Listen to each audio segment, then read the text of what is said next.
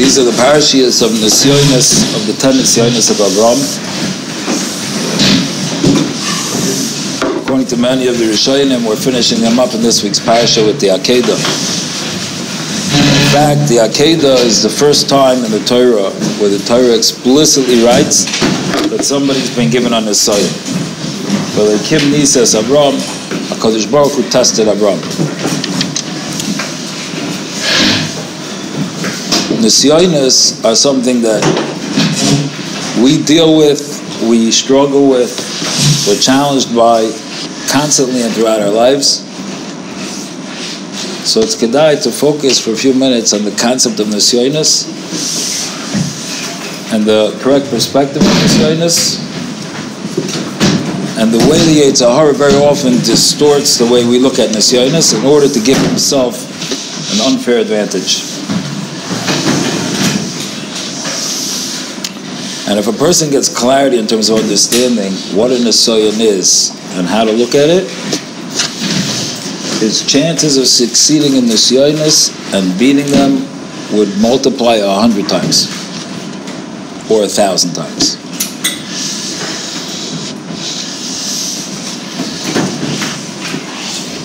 The first yesod when it comes to understanding the Nisyonos in our lives, because everybody has Nisyonos,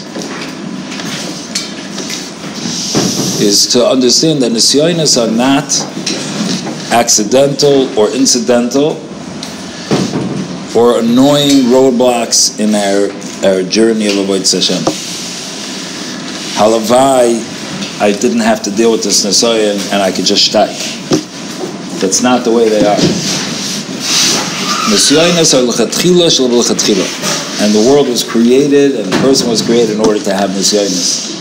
Mesillas Yesharim says at the end of Parak Aleph, in his Nemtzeinu Lameidim, Ki Iker Metzias Ha'adam Ba'olam Hazeh. The bottom line is, after he laid down all the fundamental concepts of what we're doing in this world, Mesillas Yesharim lays down, you know what the existence of a human being in this world is for? Just three things. L'kayim mitzvahs, to do mitzvahs. La'avoid, to do avodah. Avos Hashem, Yiras Hashem. V'lamoid b'nesoyon, and to withstand Nisyonos. It's one of the three reasons you're in this world, is to be challenged and to beat them. If you don't have Nisyonos in your lifetime, you basically may as well not be here. And that's why the Mesillas Yesharim in the first parak describes the Metzias of a Jew in this world as a ben chayil, a soldier. You were sent into this world like a soldier to do battle, and you were given all the ammunition you need. We're here to be warriors and to beat the Nisyonos, and when we beat one, we move on to the next one. We're like soldiers who get sent to battle. There's nothing annoying about the battle. That is what we're here for. That's what the soldier is sent to do. Nisyonos are 100% l'chatchila. Now, it's true that our job is to run away from Nisyonos, and we daven every morning in Birchas HaShachar not to be brought lo lidei Nisyon, because our avodah is to avoid Nisyonos. But when HaKadosh Baruch Hu knows that we need to grow, He sends us to Nisyon, and it's something that's unavoidable. And in those times, a person has to know this battle that they're going through right now, this is not an annoying aberration or interruption in your life. This is what life is about. To grab the bull by the horns and bring it down. Bring this guy down to the ground. That is the tachlis. L'chatchila.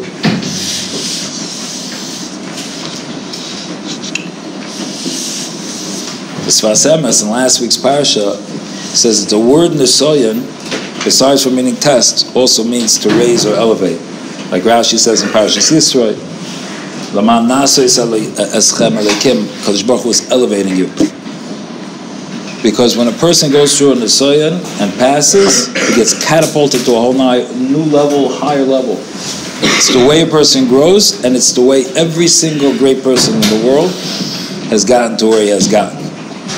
Everybody went through Nisyonos, bad Nisyonos, shver Nisyonos, low Nisyonos, every single person, and that's the way they got to where they got to. And in fact, sometimes the greater people and the people with more potential struggle more with the Yetzer Hara than anybody else. Because the more potential you have, the more Nisyonos you're given, because you have more power to beat them. Chaznish writes in a letter, this is in Igros Umachtav of the Chaznish, Igros Chaznish, Chelak Aleph, Michtav Ayin Hey. He writes, it looks like he's writing to a mashgiach about a bacher that was coming to join the yeshiva that Chaznish knew. Chaznish writes, you should know that he's a big Baal Kishrin. That means that he has tremendous capabilities. But you should know that he's also very bogged down with his Yetzer Hara. As is the derech of all Baalei Kishrin. As is the derech of all capable people, he's struggling with his Yetzer Hara. Therefore, you should know you're accepting him. You need to be mashgiach in him more, because he has a lot of Nisyonos. But he says, Avol dafka me'elu, it's specifically these type of bachrim that we can expect gedolim. Dafka elu asidim legedulas. Rabbi said, think into a second what the Chaznish just said. Gedolim will only come from those people who have capabilities, and as a result of those capabilities are struggling more with the Yetzer Hara than average people. That means that every gadol you can think of, the Chavetz Chaim, Rabbi Yisroel Salanter, Tzadikim, Kedoshim, Malachim, had worse Yetzer Hara probably than you, and struggled with them. Because they're gedolim, and gedolim come from the people who struggle. Because they're not roadblocks to godless, they are the mahalach to godless, is to go through Nisyonos, struggle with them, and beat them. But the Yetzer Hara, one of his great distortions is that he gets us to view the whole battle with the Yetzer Hara as a b'diavad. It's annoying. It's interfering with my life. I can't believe I have to deal with that again. Why can't I just be putter from it and I'll be able to just steig, and none of my friends have to deal with it, and it's bogging me down? And when you view your fight with the Yetzer Hara as a b'diavad, you can't throw your heart and soul into that fight because you're annoyed.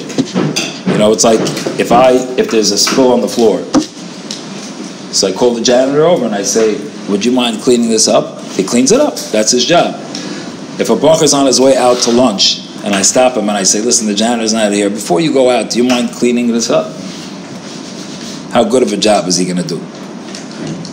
Because he's annoyed. This is not what he wants to be doing now. He's on his way out and you caught him. He's not going to clean that well. When you view your macham with the Yetzer Hara as being an annoying interference, you don't do it with b'leiv shalom. When you realize that's our mission in this world, he's going to come and we're going to tackle him and bring him down, you do it b'leiv shalom and you win. And therefore the Yetzer Hara distorts our vision by making us think it's b'diavad. And there's another distortion that happens from this. Rav Hutner, Rosh Chaim Berlin, has a famous letter. This is published in his Mechtav in Pachad Yitzchak. Mechtav Kuf Chav Ches, if anyone wants to look it up. Where a bacher wrote to him, this bacher had clearly major Yetzer Hara and Taivas and Nisyonos and the Nefilas. Meaning he had even lost the battle multiple times. And he wrote a letter to Rav Hutner saying he gives up. I have no place in the Beis Medrash. I see, I don't belong here. Look what I'm doing, look what I'm struggling with, I don't belong here. So Hutner writes to him, you're making such a catastrophic mistake. He said to him, you know what the problem is that when we describe Gedolim, we talk about Gedolim, we always skip straight to the end of the story. When they already reached the Madrega they're on, and they're perfect, and they're great, and they're tzaddikim, and that's the image we present to everybody, and it creates a lie in people's mind that they think that Gedolim were always perfect, and that they were born as little tzaddikim. And the reality is, he says, nobody ever was.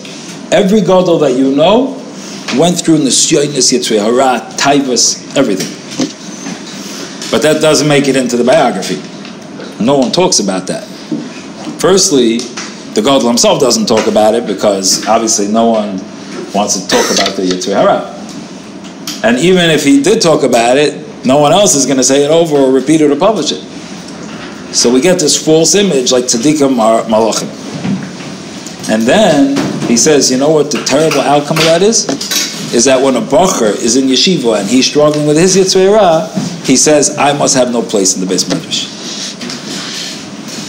Because the Chofetz Chaim didn't have to do this. Oh yes, he did. Oh yes, he did. And Rav Hutner gives a mashal of the Chofetz Chaim with Shmiras Lashon, and he says, I'm just giving you one mashal out of 1,000. Echad mine elef. He said, the Chofetz Chaim, Shmiras Lashon, perfect, never spoke Lashon Hara in his life. There's a million stories. He said, nobody ever talks about the thousands of challenges in Shmiras Lashon that the Chofetz Chaim had to go through until he got to that level. That nobody talks about. And that's just Shmiras Lashon. The taivas and everything else in the world, Chofetz Chaim had to go through too. How do you know? Because the Chofetz Chaim was a Marcheshvan. And the Chazon Ish said, the derech Bali Keshreinis is that they're more bogged down by the Yetzer Hara. So he did. So why don't you belong in the Beis Medrash? You're in good standing, together with the Chofetz Chaim, Rabbi Yisrael Nissan, and Rabbi Baruch Ber, and Rabbi Chanan, and everybody else. You're on the Mizrach wall with everybody else, fighting the Yetzer Hara. But the Yetzer Hara so distorts us and makes the whole battle with the Yetzer Hara to be a b'diavad, so we feel, oh, there's something wrong with us.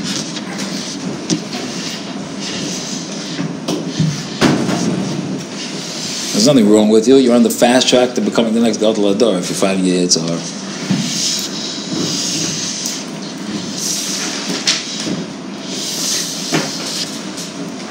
The second distortion of the Yetzer Hara is that a person says, okay, I hear what you're saying. There's nothing wrong with having a Yetzer Hara and battling my Yetzer Hara. That's what we're in the world for. That's l'chatchila. But not my Yetzer Hara. If people knew my taivas, they would run. No one would even talk to me. Fighting a Yetzer Hara, if you have a respectable Yetzer Hara, Shmiras Lashon, that's very bakavadik. Struggling in Shmiras Lashon, struggling with Bittul Torah, that's very bakavadik. Maybe even some basic Shmiras Einayim is respectable. But if you knew what I was dealing with, you would know that I am an animal, and I will never, ever become anything, because I'm so disgusted. Because no normal human being has the taivas that I have and deals with them and did the things that I did. So what the Yetzer Hara does is he gets you to be ashamed of the battle that you have to fight with him. I heard from a Mordechai Trapper, the Mashgiach of Chofetz Chaim. He said, this is one of the biggest tricks the Yetzer Hara pulls on a person. He gets him to be ashamed of the battle, and that way he gets you to lose even before you start. Because if before you even start to fight him, you already feel like an animal, and you already feel like a Rasha because you even have this battle, because you even have these taivas, then how much of a fight you're going to put in to win? Either way, you're an animal. But the whole thing's a lie. You didn't choose to have any of these Yetzer Hara. Kadosh Baruch Hu chose which Nisayon you should have in this world. On purpose, deliberately, custom-made Nisayon. The Ramchal Derech Hashem says there are 365 Averis in the Torah, Lavin in the Torah. You can view each one as a different battlefield. And Kadosh Baruch Hu needs people to fight every one of those battles, and He assigns them to different people. So different people have different Nisyonos that they're born with. Custom-made for their neshama, that Hashem knows they have the capability to beat this Nisayon. So it doesn't matter if you have the most grubba Nisayon in the world. It doesn't matter. That is no way reflects on you. That was handpicked by Hashem to be your avodas hakodesh in this world. This is your battlefield. This is the part. This is the koiches hatumah in the world that you need to fight and destroy it from the world by passing those nisyonos. So here it's 100% Kadosh Baruch Hu chose a battle for you, gave you the kelim, because Kadosh Baruch Hu never sends anybody on a sign that he can't beat. So if He gives you a particular nisayon, it means you have the exact ammunition that you need to beat it. Hands you over a sword, sends you into the battlefield, and you feel like you're a Russia for you haven't been sent there, so you don't even pick up the sword. That's how the Yetzer Hara distorts it, so that you lose before you even start.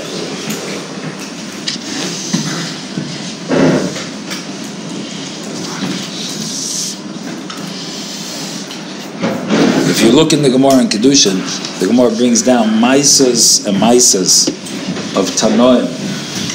Tanoim, who had Nisyonos with straight up znus. Not when they were young and bachar, when they were old. Stories of Tanoim who were almost nichshol last minute, they caught themselves. Tanoim. Because the Kodesh Baruch Hu sends every person into battles they need to be in, and that in no way reflects on who they are. So lie number 2 of the Yetzer Hara is to blame yourself for the types of taivas you have, and for the types of nisyonos you're going through, and to be ashamed, and to feel like you're a low person for even having the taiva, when it's no shaykhs in the world.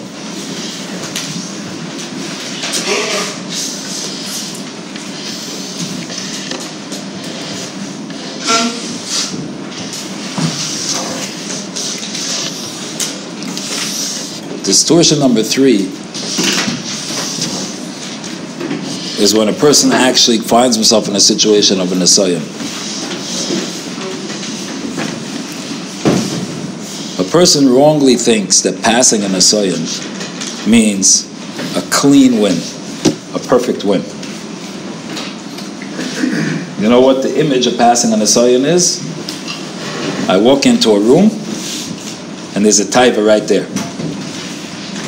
And I shake my fist and I say, "You piece of tumah," and I storm out of the room and slam the door, and I go down to my Esrei. Oh, passed the Nisyonos.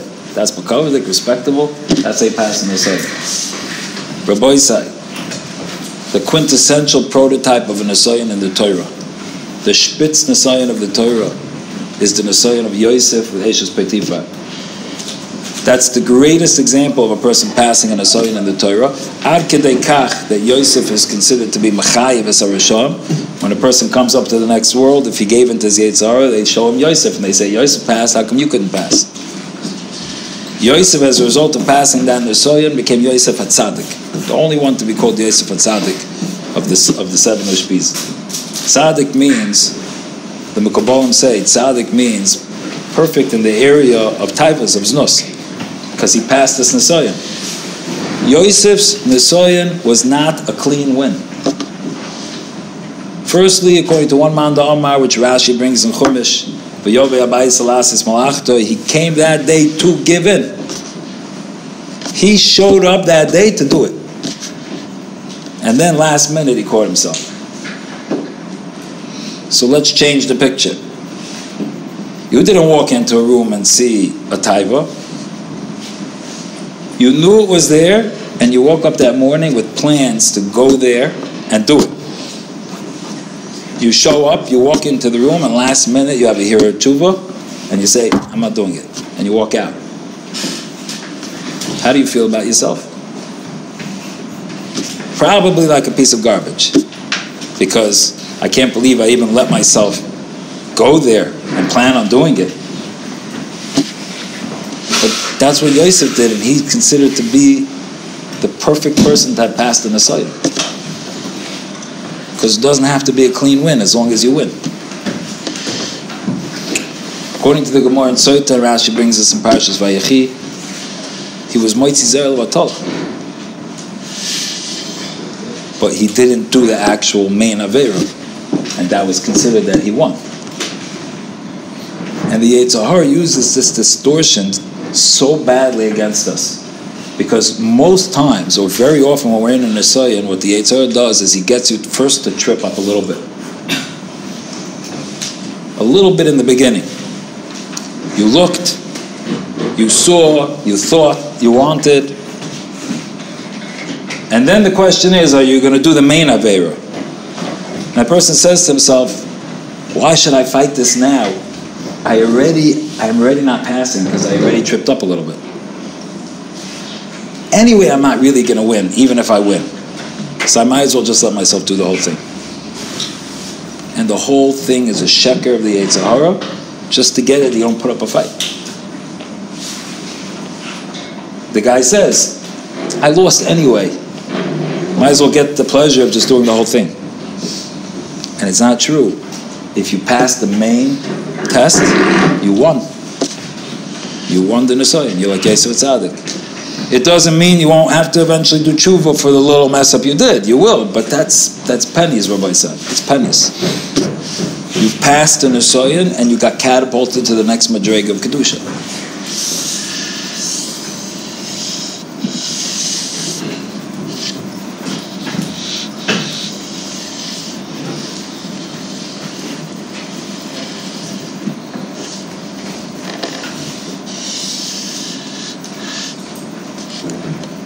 Distortion number 4 that the Yetzer Hara pulls on us is after a person loses a battle with the Yetzer Hara.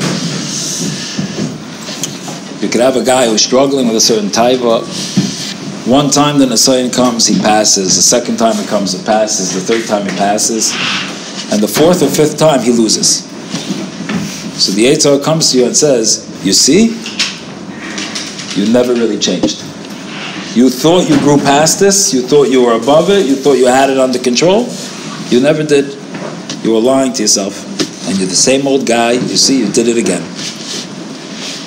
So it's over. You're back to the starting point, and it's just going to keep happening. No point. Rabbi Isai, when you lose an Nisoyan, it in no way, shape, or form cancels out all the times that you passed it. View it like a person going up a ladder. Every time you pass an Nisoyan, you go up another rung. If you fail an Nisoyan, so you didn't go up the next rung. You're not back on the floor. Every time a person passes a Nisoyan, he was koina madrega that's permanent. Permanent. Doesn't get undone. When you mess up, so it was a temporary pause in your progression. So tomorrow, keep going. You're still where you were before. But the Yetzer Hara makes it that every time a person loses a Nisoyan, he feels like he's back on ground zero. Everything was undermined. He lost everything he gained, and therefore there's no point in continuing. The boys say it's a sheker meikar. Imagine a baseball team is on a winning streak. They're winning game after game, and then they lose. So that's it? Take the team and throw it in the garbage? No, that becomes their statistic. They won X amount of games, and they lost X amount of games. They might still be the best team this season. The lose doesn't undermine or take away the wins. It's exactly like the Avodas Hashem. Every win is a permanent win on your record, and the losses get factored in. So how does the Yetzer Hara convince us when we lose that we lost everything? Mamash a distortion.